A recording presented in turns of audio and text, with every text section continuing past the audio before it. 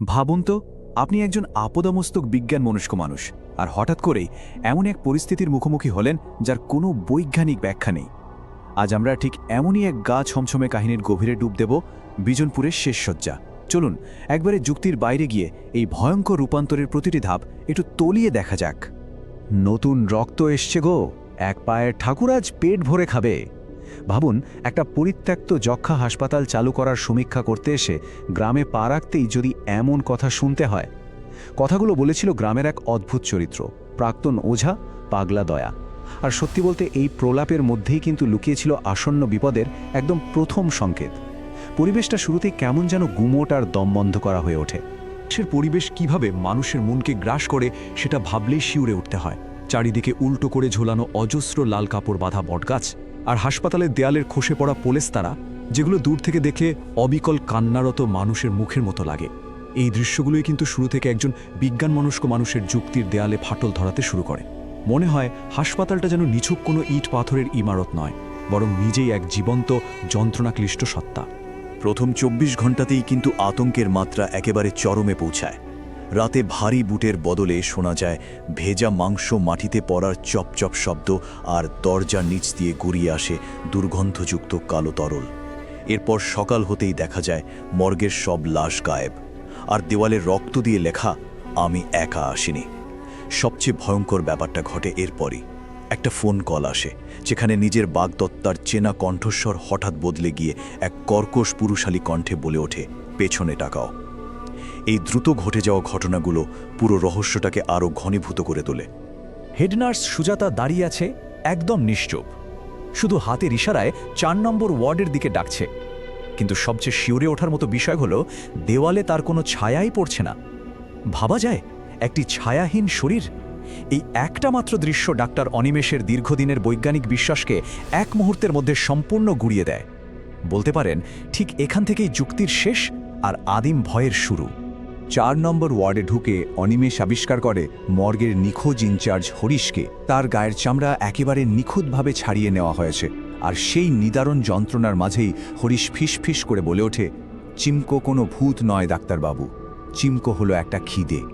মানে তারা কোনো সাধারণ প্রেতাত্মার মুখোমুখি হয়নি, বরং এমন এক আদিম সত্তার সামনে এসে দাঁড়িয়েছে যার একমাত্র চালিকা শক্তি শুধুই এক অন্তহীন ক্ষুধা। প্রশ্ন হলো, এই চিমক আসলে কি? একটানা বৃষ্টির জেরে গ্রামে বন্দি থাকাকালীন পাগলা দয়া শোনায় এই অভিশাপের আসল ইতিহাস। আজ থেকে ২০ বছর আগে এক বহিরাগত তান্ত্রিককে এই গ্রামের মানুষ পিটিয়ে মেরেছিল। কারণটা শুনলে গায়ে কাঁটা দেবে। লোকটা ছোট ছোট বাচ্চাদের এক পা কেটে বলি দিত। তো মৃত্যুর আগে সে যে অভিশাপ দিয়ে যায়, তা থেকেই জন্ম নেয় এই চিমক। এটা যেন ঠিক একটা অশুভ অতিপ্রাকৃত ভাইরাসের মতো, যা পুরো গ্রামকে গ্রাস করতে চায়। এই অভিশপ্ত ভাইরাসটি কিন্তু খুব সুনির্দিষ্ট ধাপে ধাপে কাজ করে।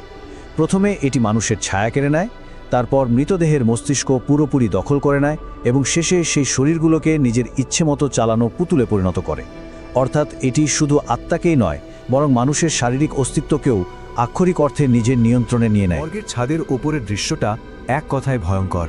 নার্স সুজাতা আর মর্গের ওই নিখোঁজ লাশগুলো যেন একে অপরের সাথে মিলেমিশে একাকার হয়ে গেছে। তৈরি হয়েছে এক পৈশাচিক বিশাল স্পন্দিত মাংসপিণ্ড, আর তার একদম কেন্দ্র থেকে বেরিয়ে আছে একটি মাত্র পা। চিমকের মূল উৎস হলো এই বিভৎস রূপটাই। কল্পনা করলেই গা গুলিয়ে ওঠে, তাই না?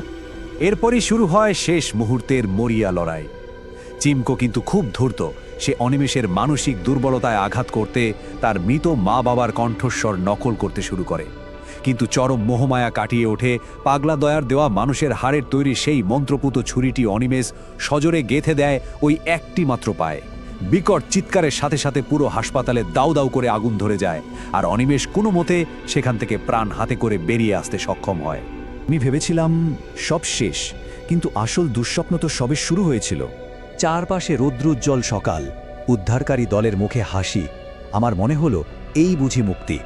অভিশপ্ত গ্রামটা থেকে অবশেষে বেরিয়ে যাচ্ছি আমি। কিন্তু একটা মিথ্যে আশার চাদর যে এত নির্মমভাবে ছিঁড়ে যেতে পারে, তা আমার জানা ছিল না। আলো যত উজ্জ্বল, অন্ধকার ঠিক ততটাই গভীর হয়ে ফিরে এলো। স্ট্রেচারে শুয়ে কৃতজ্ঞতায় আমি যখন অফিসারের হাতটা ধরতে গেলাম, হঠাৎ করেই আমার নজর পড়ল নিচের দিকে। কড়া রোদে মাটিতে পড়া অফিসারের ছায়াটার দিকে তাকিয়ে আমার নিঃশ্বাস আটকে গেল। তার কোনো শরীর নেই, শুধু একটা লম্বা পা আর একটা বিভৎস বিকৃত মাথা। উদ্ধারকারী অফিসার নিজেই যে এই অভিশাপের নতুন বাহক তা বুঝতে আমার আর এক মুহূর্ত বাকি রইল না। স্যার আমার দিকে ঝুঁকে একদম ফিসফিস করে বলে উঠল, হাসপাতালটা বড় পুরনো হয়ে গিয়েছিল ডাক্তারবাবু, নতুন একটা সতেজ শরীর দরকার ছিল। ধন্যবাদ আমাকে গ্রাম থেকে বের করার জন্য। আমার শিরায় শিরায় রক্ত জল হয়ে গেল। আমি চীনকে ধ্বংস করিনি, বরং নিজের অজান্তেই তাকে গ্রাম থেকে শহরের দিকে বের করে এনেছি। নিজের শরীরের উপর থেকে আমার অধিকার একটু একটু করে হারিয়ে যাচ্ছিল। আমি পাগলের মতো চিৎকার করতে চাইলাম, কিন্তু গলা দিয়ে কোনো শব্দই বেরোলো না। আমার কণ্ঠস্বর সম্পূর্ণ হারিয়ে গেছে। অ্যাম্বুলেন্সের আয়নায় দেখলাম আমার নিজের চোখের মণি টকটকে লাল হয়ে উঠছে। আর সবচেয়ে ভয়ঙ্কর ব্যাপারটা ঘটল তারপর। মাটিতে আমার নিজের ছায়াটা ধীরে ধীরে চোখের সামনে শূন্যে মিলিয়ে যেতে থাকল। ডাক্তার অনিমেষ এখন আর স্বাধীন মানুষ নেই। তাহলে কি কোনো প্রাচীন অভিশাপ কখনো সত্যিই ধ্বংস হয়, নাকি তাকে বলে একটি নতুন সতেজ শরীরের অপেক্ষায় ঘাপটি মেরে থাকে শহরে প্রবেশ করার জন্য? বিজনপুরের সেই এক পায়ের আদিম ক্ষুধা এখন আর ওই পোড়ো হাসপাতালে বন্দি নেই।